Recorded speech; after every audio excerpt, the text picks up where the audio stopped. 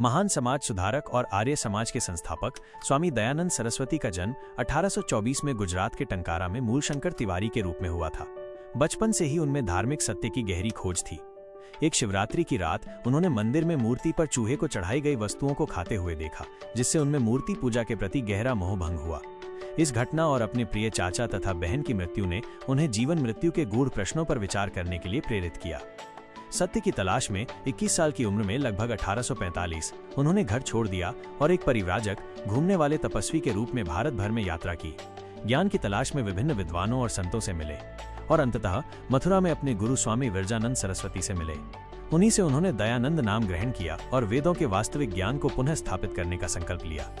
स्वामी दयानंद सरस्वती ने अपनी शिक्षा पूरी करने के बाद भारतीय समाज में व्याप्त कई कुरीतियों के खिलाफ आवाज उठाई, जिनमें से सबसे प्रमुख था जाति व्यवस्था का विरोध। उन्होंने दृढ़ता से तर्क दिया कि जन्म के आधार पर जाति का निर्धारण वेदों के सिद्धांतों के विपरीत है। उनके अनुसार वेद कर्म और गुणों के आधार पर वर्ण व्यवस्था की बात करते हैं, न कि जन्म के आधार पर ऊंच नीच की।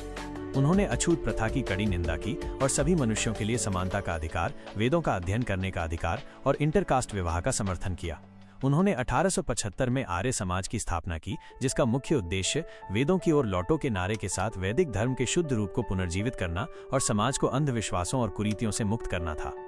स्वामी दयानंद के जाति विरोधी विचारों का उस समय के भारतीय समाज पर गहरा प्रभाव पड़ा। रूढ़िवादी वर्गों ने उनके विचारों का कड़ा विरोध किया, क्योंकि ये सदियों पुरानी सामाजिक संरचना को चुनौती दे रहा था। हालांकि उनके प्रयासों ने एक महत्वपूर्ण सामाजिक आंदोलन की नींव रखी।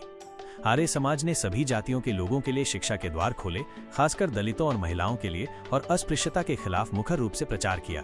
उनके विचारों ने सामाजिक समानता और मानवाधिकारों की अवधारणा को मजबूत किया और उन्होंने कई लोगों को पारंपरिक जाति आधारित भेदभाव को त्यागने के लिए प्रेरित किया। उनके आंदोलन ने सामाजिक सुधारों के लिए एक नया दृष्टिकोण प्रदान किया और राष्ट्रीय चेतना को जगाने में महत्वपूर्ण भूमिका निभाई, जिससे भविष्य के सामाजिक सुधार आंदोलनों के लिए मार्ग प्रशस्त हुआ। भारत के निर्माण में ऐसे अनसुने नायकों के बारे में और जानने के लिए हमें सब्सक्राइब करें। अगर आपको ये जानकारी पसंद आई हो तो लाइक और शेयर करें।